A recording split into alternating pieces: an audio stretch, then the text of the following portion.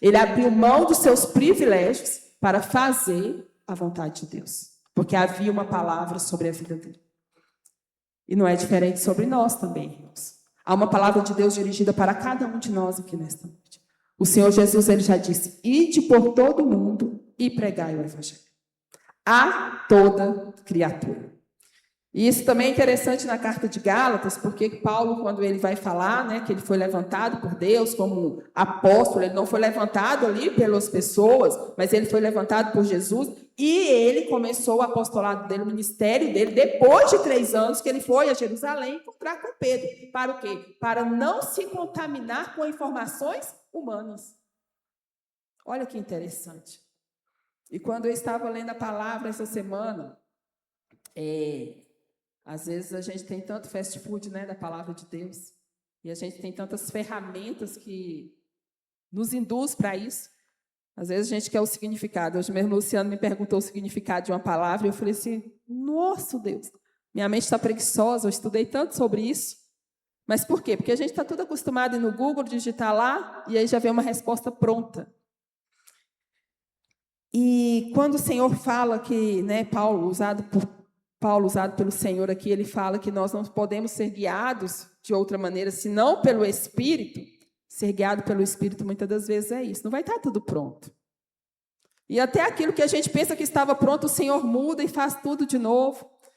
Eu, pelo menos, em alguns momentos da minha vida, algumas provas que eu passei, eu pensei assim: agora eu fui aprovada, não vou passar por essa de novo. E, de repente, tem essas provas batendo na nossa porta novamente.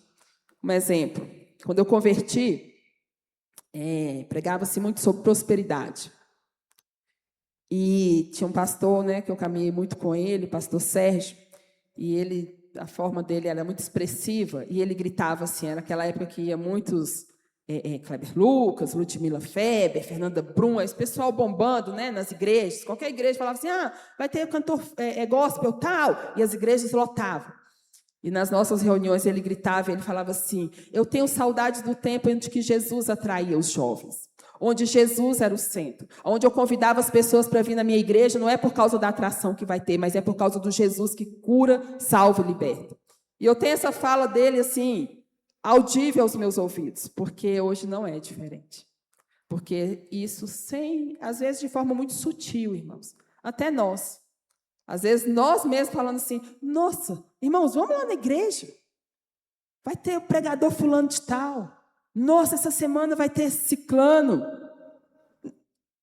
E isso é algo muito, talvez de forma inconsciente, mas que Satanás toma uma proporção e nós impedimos o manifestar da glória de Deus. O pastor Ari, ele sempre fala, né, que ele gosta dessas reuniões, porque essas reuniões pequenas, onde não tem grandes expectativas, onde nossa expectativa não está naqueles holofotes daquilo que vai acontecer, da atração que vai ter, é onde Deus tem liberdade para trabalhar, onde Deus tem liberdade para atuar. Onde Deus chega, né, para um irmão, para uma irmã, uma situação que às vezes está ali no seu coração, e Deus traz e você fala assim: realmente é o Senhor que está falando comigo. E nós precisamos voltar esse tempo. Mas para que nós venhamos voltar esse tempo, é necessário nós estabelecermos no nosso meio a unidade do Espírito. E essa unidade do Espírito, ela não é uma unidade fingida. Ela não é uma unidade onde eu chego para você e falo assim: está tudo bem. Você hoje está linda, por dentro eu estou achando que você está feia mesmo. Às vezes a gente fala isso até um tom de brincadeira, né, irmãos? Mas isso é muito sério. Isso é muito sério. No nosso meio. Eu falo isso porque nós que, às vezes, trabalhamos com um grupo pequeno de pessoas. Nós estamos aqui trabalhando no grupo de mulheres, né? E eu sempre brinco com o Luciano, eu falo assim: amor, como é que está essa situação assim para o grupo dos homens? Já resolveu, fulano deu a ideia, foi assim, ciclano foi assim. E nós mulheres, nós brigamos até pela cor da toalha, porque um quer azul, o outro quer rosa. E essas coisas trazem o quê? Divisão. Traz divisão. E quem gera divisão é o inimigo da nossa alma. Porque às vezes eu posso até não estar no momento bom de falar com você aquilo que de fato está no meu coração. Não é porque não é para mim falar, porque talvez a forma que eu vou falar eu vou te ofender. Mas vai chegar um tempo que eu vou ter que chegar e falar. E nós precisamos ter esse discernimento do Espírito. Mas isso não pode cravar no nosso coração a ponto de nós levarmos uma vida superficial, olhando para o irmão que nós estamos cantando, que nós vamos para o céu e achando que o irmão vai ficar para trás. Às vezes nós estamos querendo pregar Jesus lá fora, nós nos compadecemos com a situação do outro que está caído ali, mas o irmão que está do nosso lado, que está um sepulcro calhado, nós não temos a sensibilidade do Espírito para ouvir a voz do coração dessa pessoa. Essa semana nós tivemos uma experiência, nós fomos acompanhar a Silvana em um sítio, né, para a questão do retiro, e nós conhecemos ali um projeto, né, amor? Que, assim, no primeiro momento é algo que impacta o nosso coração. Porque se nós hoje pararmos para poder analisar em Contagem, não precisa ir longe, como que aumentou a população de rua. Isso nós não precisamos de nenhuma estatística, isso é visível aos nossos olhos. E ao centro de Belo Horizonte, então, é algo assim sustentável. Principalmente quando nós não estamos vivendo mais essa realidade. Porque nós, seres humanos, também temos algo que chama-se cauterização da mente. Aquilo que eu vejo com tanta constância, eu vou vendo achando que aquilo é normal. E não é normal.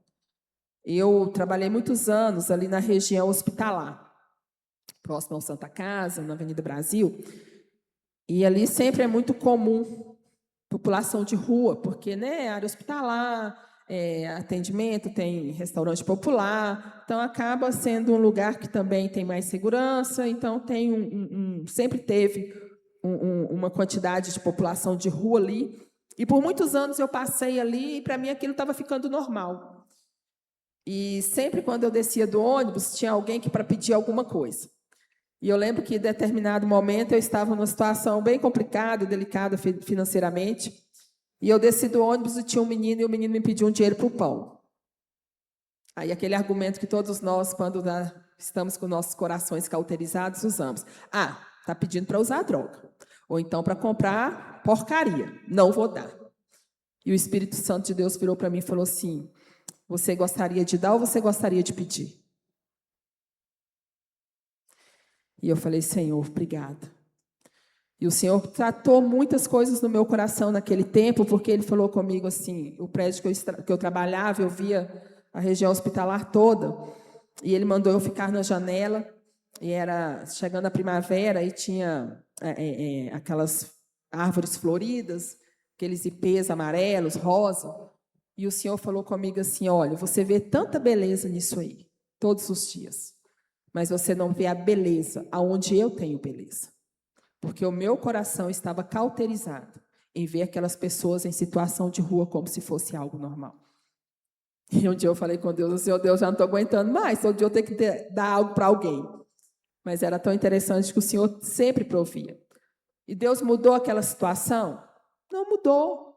Porque o Senhor Jesus fala o quê? Que os pobres sempre nós teremos com a gente. Mas tem situação, irmãos, que não vai ser para nós mudarmos. Vai ser para mudar a gente. É um alerta de como está o meu coração. De como está o seu coração. É isso que nós precisamos sempre nos atentar. Por isso que a palavra do Senhor diz assim, olha, examine o homem a si mesmo. Há uma necessidade constante de que nós, homens, venhamos nos examinar, porque nós temos essa inclinação.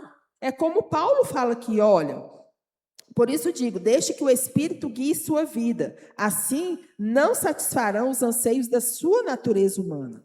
A natureza humana deseja fazer exatamente o oposto do que o Espírito quer. E o Espírito nos impede na direção contrária àquela desejada pela natureza humana.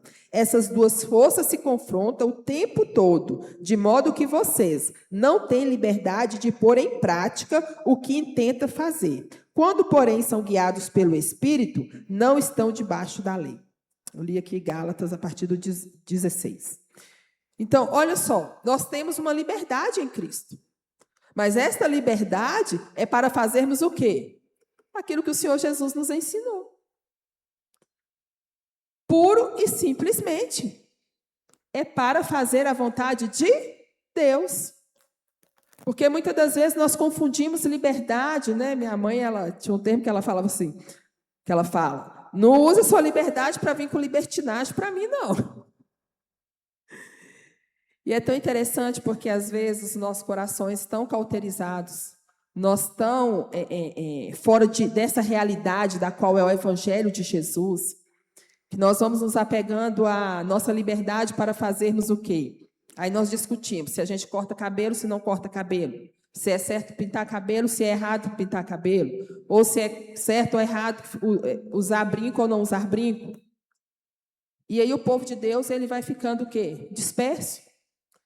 E o que Paulo fala a respeito disso? Olha, se você é da circuncisão, ok. Eu não sou da circuncisão, ok. Deus deu você, Pedro, os judeus, para pregar o evangelho. E a mim, os gentios. Eu não vou pregar como para os judeus e você não vai pregar como para os gentios. Então, Deus, em sua onisciência maravilhosa, perfeita, ele já sabia de todas essas coisas. Mas isso é o quê? É a natureza humana que nos leva a essas discussões vãs, infundadas, e que leva ao quê? A banalização do evangelho. É tanto que aqui no livro de Gálatas 2, salvo engano, Paulo ele fala assim, por que ainda há perseguição para mim? Vocês estão falando que eu sou igual dos incircuncisos. Então, por que ainda há perseguição para mim? A perseguição não é porque eu estou discutindo essas coisas. A perseguição é porque eu prego o evangelho da cruz. É o evangelho da cruz. E nós, muitas das vezes, queremos entrar em umas questões, né? Nós temos que discutir isso. Às vezes, principalmente quando nós, com novos convertidos, né? E hoje, não só os novos convertidos, a gente vê muito essas questões, as pessoas, quando vão estudar teologia, e ficam tão cheias de si, aquilo que era para ser bênção, às vezes se torna maldição, porque é algo que Deus deu para tratar comigo, e eu quero descer a goela do meu irmão a todo vapor. E que transformação vai ter isso na vida do meu irmão? Qual alcance vai ter isso na vida do meu irmão? E voltando lá nesse projeto que nós conhecemos essa semana, eu achei muito interessante, porque eles resgatam pessoas das ruas. E ali eu questionando algumas coisas com os organizadores, eu falei assim, mas como que é a abordagem, né, para essas pessoas? Aí ele me chamou um rapaz que chama Luciano.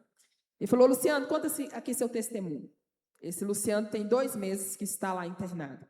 Ele falou assim, determinado dia eu estava na praça e começou lá a cantar um louvor e falou assim, gente, quem está afim de tomar um banho de piscina? Tem uma piscina grátis no final de semana. Quem tiver afim, vamos que tem ônibus de graça. E vai ter lanche também. Ele falou, quando falou piscina, quanto tempo que eu não sabia o que era uma piscina, vou entrar nesse lugar. E quando chegou lá, ele falou assim que já vai para 3 meses que ele está lá e até hoje ele não entrou na piscina. Mas ele foi alcançado. Ele foi alcançado. E tremendo porque a forma como ele foi parar na rua, porque às vezes a gente vê eu estou falando do morador de rua porque é essa experiência que a gente teve agora recente. Porque quando a gente vê um morador de rua, a gente sempre vai ser induzida a pensar assim, a pessoa está ou porque quer, ou é por causa de drogas, né? Algo do tipo. E ele, salvo engano, ele teve um problema, ele saiu de casa, tinha família e tal, e aí teve um acidente, levou para o hospital, cuidou dele ali, mas ele perdeu a memória. E liberaram ele. E para onde que ele iria? Não tinha memória. Qual o caminho, qual o destino dele? Rua. 28 anos na rua. 28 anos. E aí, nesse convite para a piscina, ele foi.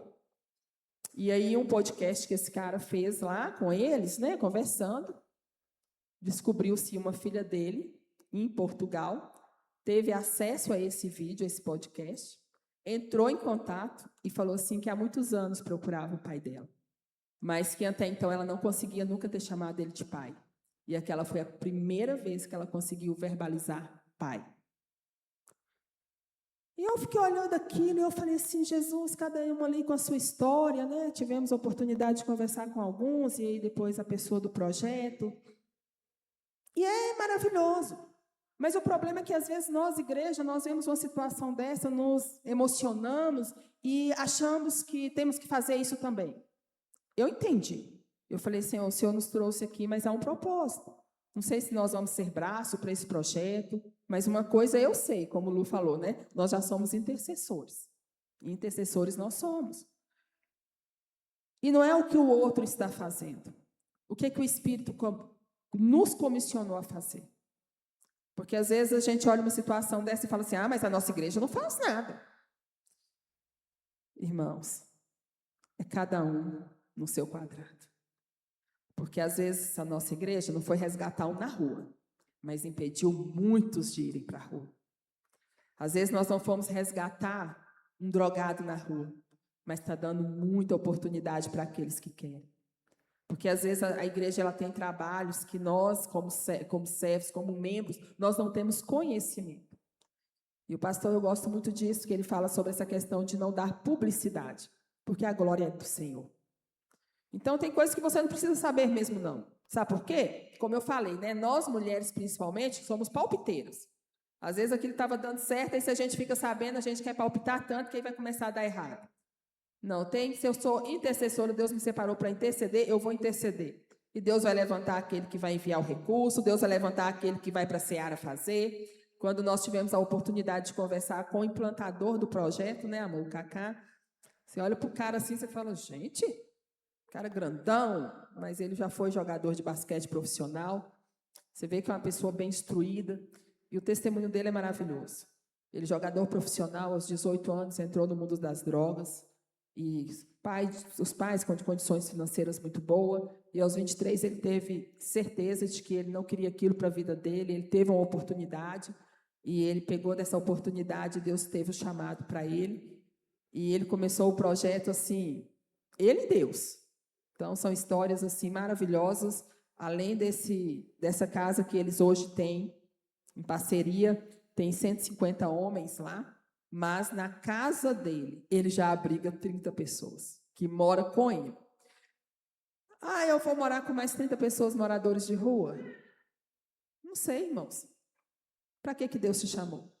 Nós temos que fazer com excelência aquilo que Deus nos chamou. Por isso que nós devemos ser guiados pelo Espírito. Porque quando nós somos guiados pelo Espírito, nós não vamos ter o quê? Esse espírito de divisão.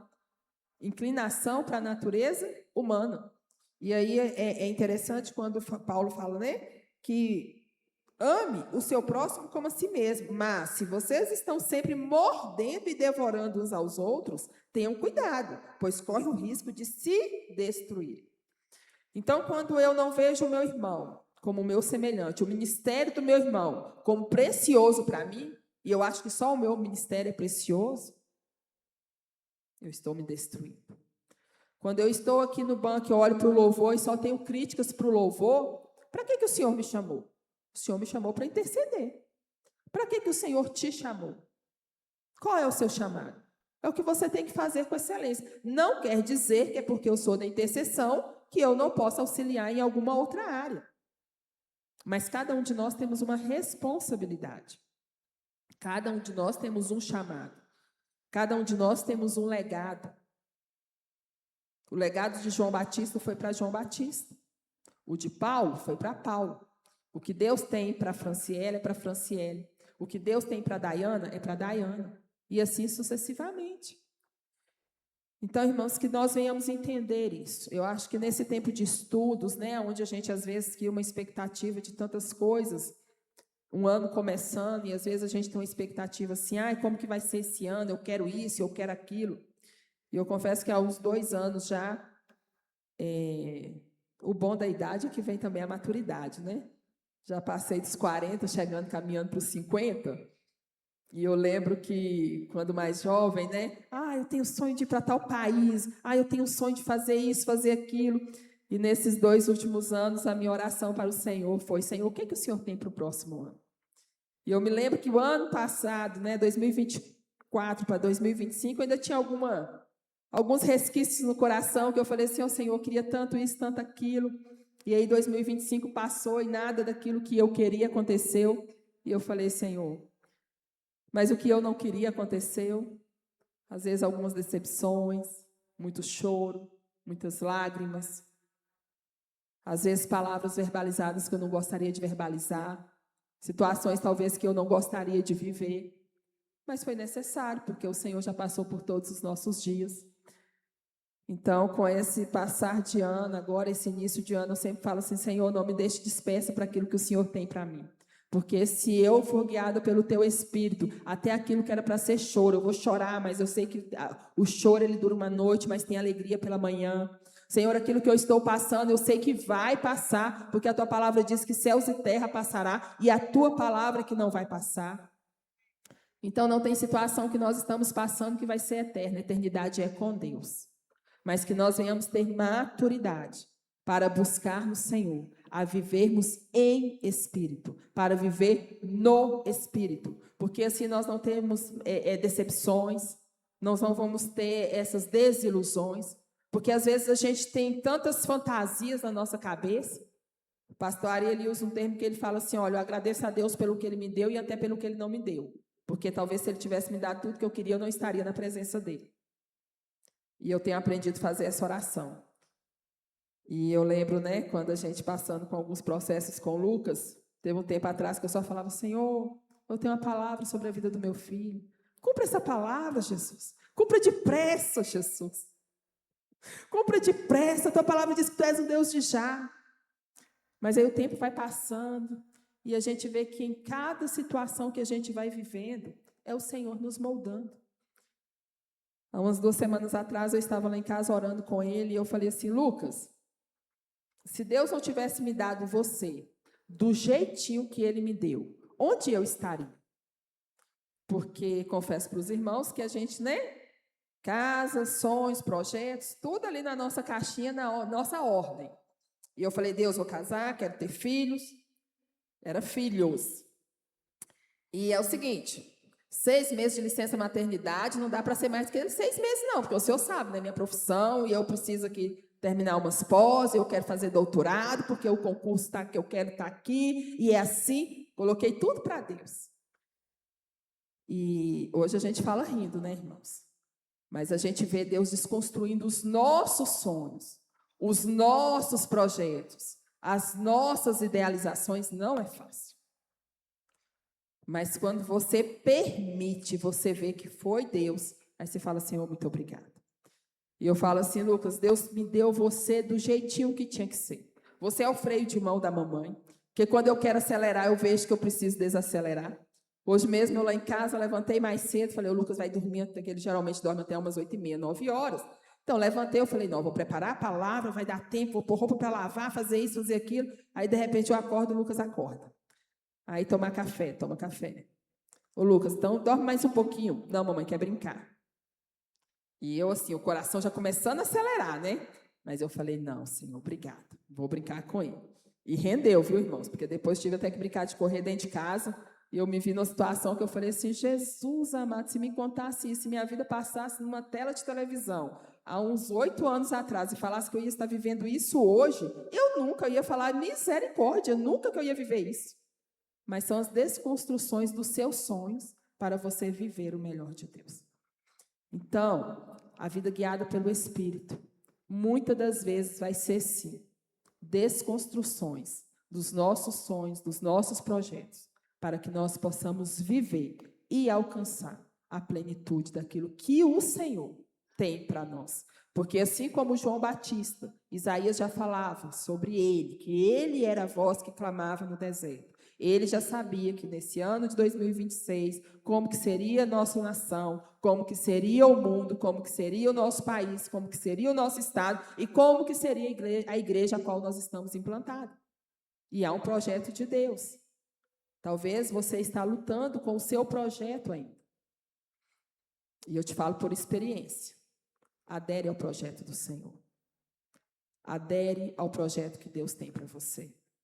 Não tem sido fácil para mim. Às vezes a gente fala sorrindo, né?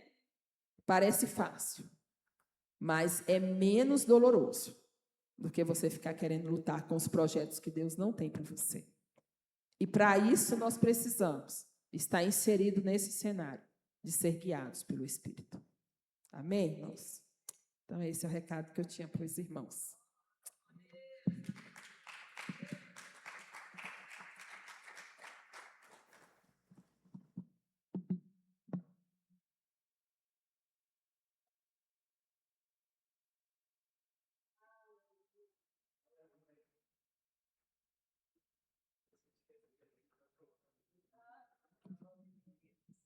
Amém, glória a Deus. Como é bom ouvir, né? Como é bom ouvir a palavra do Senhor, como é bom ser cuidado. E preocupe-se com o Evangelho, irmãos. Simples. Jesus, ele fazia o quê? O que Paulo disse. Prega o Evangelho. A nada.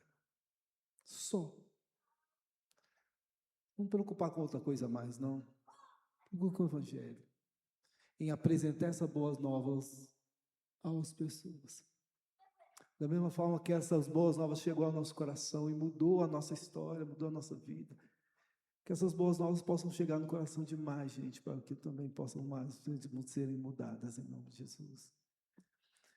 Deus, em nome de Jesus, nós diante do Senhor estamos aqui hoje, Pai, gratos ao Senhor Jesus, pela palavra do Senhor ministrada ao nosso coração. Que o Senhor continue abençoando a vida da Gilmara, Pai querido, minha esposa.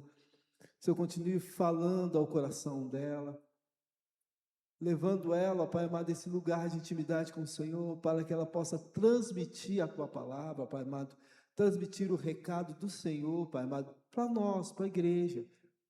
Deus, nós te pedimos essa noite, Pai amado, e te agradecemos por esse momento, um momento especial que o Senhor preparou para a gente nessa noite. Se estamos aqui hoje, ó Pai querido, fomos conduzidos pelo Teu Espírito, e que essa palavra possa trazer mudança, Pai amado, porque foi ministrado o Teu Evangelho, Pai amado, alegria, amor, ó Pai querido, arrependimento, ó Pai querido. Então que isso possa transformar, Pai querido, nossas situações, possa mudar a nossa vida. Recebemos o recado, Pai amado, mas queremos executá-lo em nome de Jesus, e que nada impeça isso de acontecer. Que Teu Espírito nos ajude, ó Pai querido. Nos ajude, Espírito Santo. Nos ajude a continuar a caminhada. Continuar, ó Pai amado, a passos largos, ó Pai amado, aquilo que o Senhor tem preparado para nós. Em nome de Jesus. Que o Senhor possa também nos levar, Pai amado, para nossas casas, guardados e protegidos pelo Senhor. Que nada possa impedir a ação do Senhor, ó Pai amado. Sabemos que o Senhor iniciou, ó Pai amado, a ministrar o nosso coração quando viemos para cá. Mas nós também sabemos, ó Pai amado, que o Senhor, o Espírito, vai continuar, Pai querido, a ministrar o nosso coração. Porque o Espírito do Senhor, ele continua trabalhando em nós, ó Pai amado, em todo o tempo. Nós te pedimos nessa noite e te agradecemos, Pai. Nos leve para os nossos lares, ó Pai amado, guardados e protegidos pelo Senhor. Que anjos do Senhor possam acampar ao nosso redor, a nos guardar, nos proteger, em nome de Jesus. Amém, Senhor. Amém, minhas amadas.